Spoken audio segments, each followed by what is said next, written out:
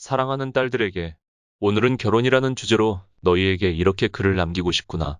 결혼은 인생에 있어서 정말 중요한 일이란다. 그리고 평생에 함께할 좋은 반려자를 만난다는 건 정말 축복이라고 생각한다. 아빠는 엄마같이 좋은 반려자를 만나게 되어서 너무 행운이란다. 지금 돌이켜 생각해보면 결혼 전에 아빠는 사실 그렇게 좋은 남자는 아니었던 것 같구나. 아빠의 이기심으로 인해 신혼 초에는 조금씩 다투기도 했었지. 서로 다른 방식으로 살아온 두 사람이 함께 사는 과정에서 소소하게 충돌은 있을 수 있어.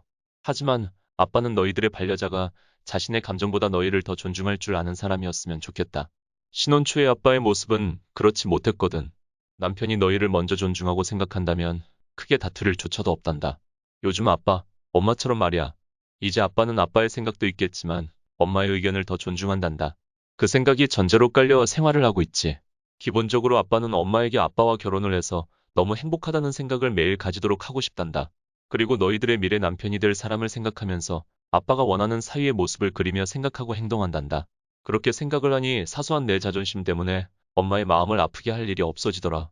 물론 그래서 아빠가 일방적으로 혼나는 경우가 있긴 하지. 그래도 아빠는 행복하다. 아빠가 체력이 허락하는 한 집안일 뭐든지 아빠가 다 하고 싶다.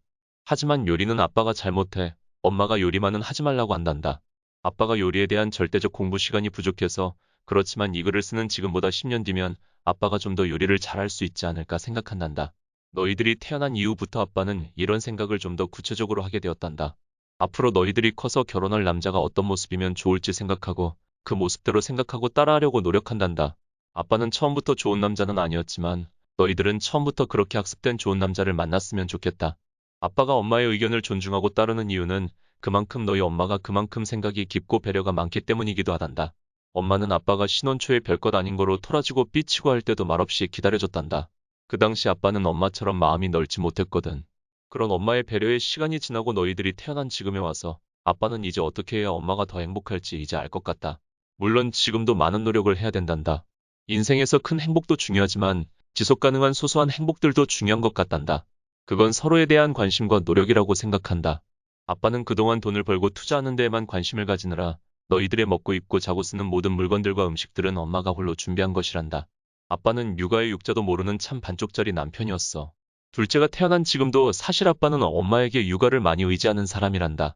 육아는 엄마가 담당해야 한다고 생각하는 사람들이 아직도 많은 시대인데 점점 아빠 같은 사람들이 많아졌으면 좋겠다. 엄마도 같이 상의할 사람이 필요했을 텐데 아빠는 잘 모르니까 답답한 부분도 많았을 거야. 너희들이 앞으로 결혼할 상대는 온전히 너희를 사랑하고 행복하게 해주고 싶은 그런 남자를 만나길 바란다.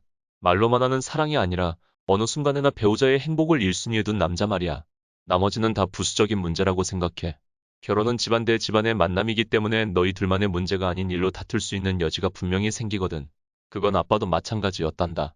엄마와의 문제가 아닌 다른 문제인데 그게 엄마와 아빠의 문제가 되어서 싸우는 경우도 있었단다. 아빠가 기억하는 엄마의 눈물은 총 2번인데 아빠는 너무 후회스러워. 괜한 고집으로 엄마를 울게 만든 거니까.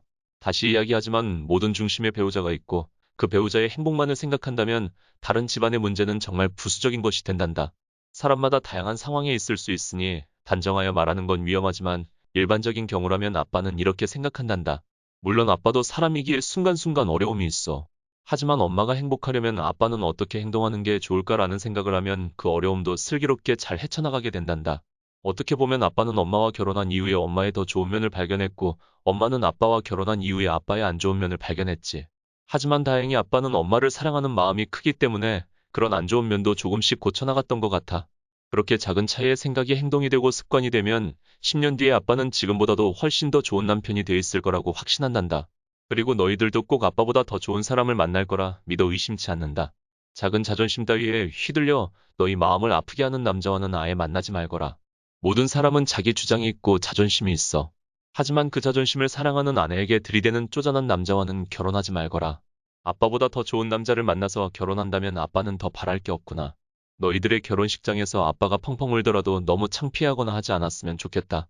그렇게 잘 자라준 너희들이 대견하고 한편으로 내 품을 떠나가는 너희를 보는 내가 너무 슬프기 때문일 거야.